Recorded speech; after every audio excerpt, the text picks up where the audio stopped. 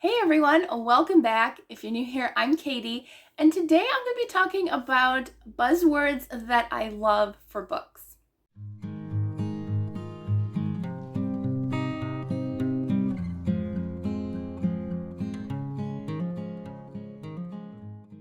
So, I thought this would be a fun video. There's probably more buzzwords out there that I just didn't think of at the moment, but I made a list of buzzwords that when I hear in like a book description or people talk about, I just go crazy and I'm like, I need to read that now or as soon as I can. So I printed out a list of like book terms. If you don't know the word buzzword, it's just kind of those terms that like you hear it and you're like that's something that you know you love in books and you want to read it. So it sounded absolutely fun to do. I just thought this would be fun. It's not a tag video, it's just buzzwords that I love. So the first one is kind of a trope. So the first one is marriage in name only to protect someone, or marriage of convenience. And I just, for some reason, especially when it comes to like name only type of stories and their relationship grows into more, I don't know why, but I absolutely love that, especially when it's like to protect someone, like in Dangerous Beauty by Melissa Coastland. That book was definitely a marriage of convenience story where this man marries this woman to protect her from going back to Mexico and possibly back to human trafficking. So it's a great story, and I don't know why, but I think I love that trope. I love that idea of just like protection and safety, like the way, you know, God gives us his protection and safety. And so I don't know, I just absolutely love that. And I'm also reading kind of a marriage convenience story of In Feast or Famine by Misu Andrews. And that one also has kind of a marriage of convenience story where Joseph, he was in love with someone else during the first book, but then he ends up having to marry the priest's daughter, and that's in the Bible as well, marrying the priest's daughter. And so it's kind of a marriage of convenience, but I think there will be more going on once I continue the story. So I absolutely love those stories. All right, so the next one is wild animals. If you have a wild animal in the book, I will most likely want to read it. Yeah, I will. One of my favorite books is Unspoken by Angela Hunt. You can actually, it's right there. But that is one of my favorite wild animal books. And if it plays like an almost main character or like definitely plays a huge part in the story, I will definitely want to pick it up. I mean, Steve and Me by Terry Irwin. Animals are definitely a huge part of the story, and not domesticated animals, because like that could be in almost any story, but wild animals, yeah, specifically wild animals. I will want to read it. Next one is hidden treasures.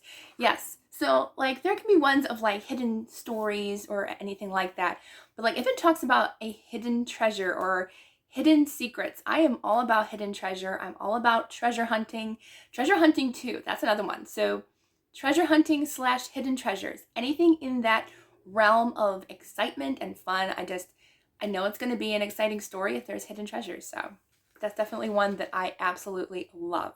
So the next one is slavery. I know that shouldn't be something that I get excited about, but for some reason I like books about African culture, and specifically slavery when stories are about freedom and escaping from that slavery or being let go from that slavery. Those types of stories are buzzwords for me, and I absolutely love that. Like the one that I read recently, which was River Sing Me Home by Eleanor Shearer. Yeah, Eleanor Shearer.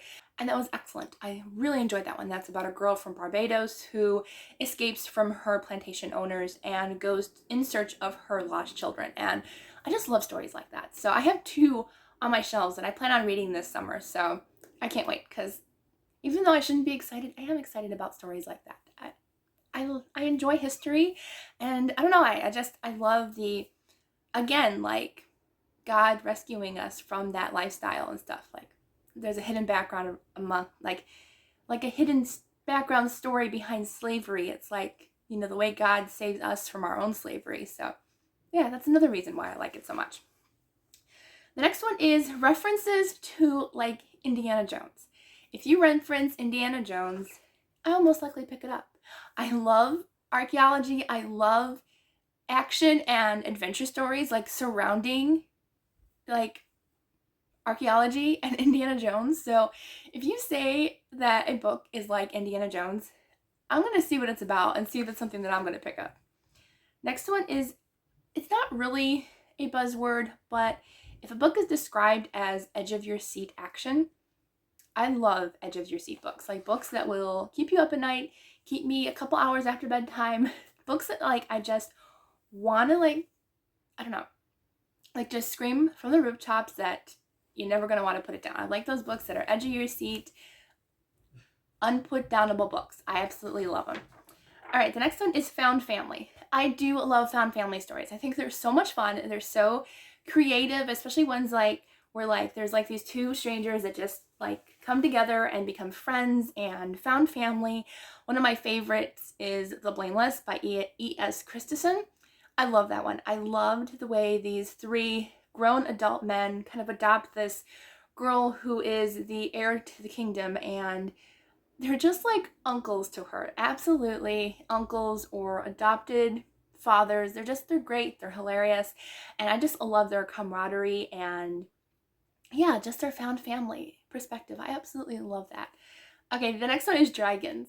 So I love dragon books. I don't read a ton of dragon books, but I need to read more because I do love a good book with dragons. So if your book has dragons in it, it's just an extra added bonus for me. Okay, and also fairy tale retellings. Those are one of my absolute favorites. I have a ton of fairy tale retellings on my bookshelves, like Lunar Chronicles, Dust and Shadow by Kara Swanson. Those are Peter Pan retellings. Most, if not all, of Melanie Dickerson's books are all fairy tale retellings, so I absolutely love her books. They're not like heavily set on fairy tales, but they like have that essence of a fairy tale retelling. So yeah, that one for sure would be, I love fairy tale retellings so much. Absolutely. All right, next is time travel or time stopping. So either one. If you stop time, if you're a time traveler, a time crosser, anything that has to do with just multiple timelines, but with the same character. Like dual timelines are fine. I like dual timeline stories, but time traveling, if you have time traveling, please let there be more time traveling stories in my life. Because When the Day Comes by Gabrielle Mayer and In This Moment, which is the sequel, those two were just the highlight of my reading year so far. And yeah, because it was time travel and I loved it. So yeah, any time travel book, let me know if you know of any time travel books, because that's probably one of my biggest buzzwords is time travel. Yes. All right, and then the next is rom-com, specifically clean rom-com. So if I hear about books that are romantic comedies that are clean, I will add every single one to my TBR list. Every single one. I don't even care what it's about. As long as it's clean and a romantic comedy, I will want to read it. Yeah. Because I don't know. I love romantic comedy. My love of those old, classic romantic comedy movies from like the 40s through the 90s. Like I loved all of those romantic comedy movies. So yes, give me all your romantic comedy recommendations too that are clean. All right, and then the last one is Egyptology. So that's a new one for me. Ever since reading The Metropolitan Affair by Jocelyn Green, I suddenly realized that I do love books about Egypt and Egyptology and just artifacts in general. It goes along with my Indiana Jones fascination with books. So yeah, so anything that has to do with Egypt and Egyptology, artifacts, museums, yeah, all that good stuff. So yeah, those are some of my buzzwords. I'm sure I have a ton more. I know like Never Miss by Melissa Coastland, I know now is a new buzzword of a female assassin. So that's a new buzzword for me. Anyway, so let me know some of your buzzwords. What words or what tropes, like if once you hear it, you know that it's something that you want to pick up. So let me know down in the comments below what are some of your buzzwords. And I hope you enjoyed this video. All right, so I hope you all have a wonderful day, and I will see you all in the next video.